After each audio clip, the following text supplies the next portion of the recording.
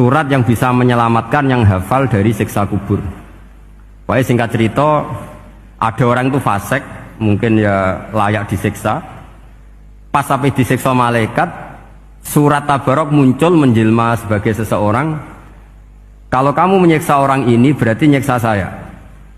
Terus kata malaikat, anti min kalamillah, ya rujuknya memang perempuan karena surah itu dari muannas karena ada taknya. Anti min kalamillah, kamu ini termasuk kalamullah. Wa ana akrahu musa'ataki, tentu aku nggak berani menyiksa kamu. Ya terus berdebat kata malaikat, ini orang nggak benar, ini orang fasik, saya harus mukuli dia. Kata surat Tabarok, sak fasik-fasiknya aku itu ning atine.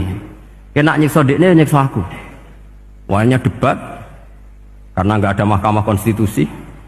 Terus walhasil terus malaikat bilang gini, ya sudah kita lapor kepada Allah Subhanahu wa taala. Lapor, akhirnya surat Tabarok ini cerita ke Allah, ya Allah, ini orang setiap kali datang ke saya dari sekian surat-surat yang ada di Quran, orang ini milih saya.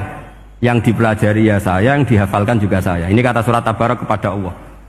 Jika orang ini hafal saya tidak ngefek ke dia untuk tidak disiksa, maka mendingan saya tidak termasuk kitabika, saya tidak termasuk Quran saja.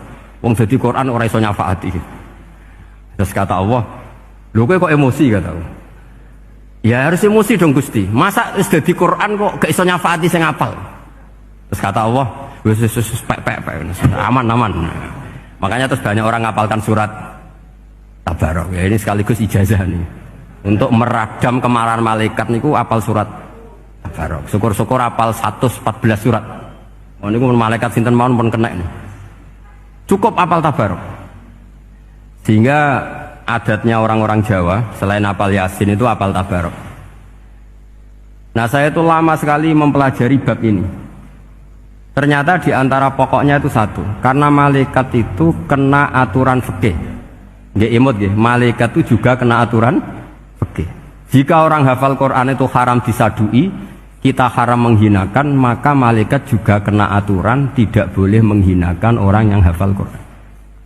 Dan alhamdulillah di banyak syurahul hadis, hafal Quran itu maknanya tidak harus hafal semuanya. Orang boleh hanya hafal Tabarok, boleh hanya hafal Waqiah. Itu kalau kamu hafal betul, surat ini juga bisa berdiri sendiri mensyafaati Anda. Kayak ini surat Tabarok, beliau matur kepada Allah Subhanahu wa taala.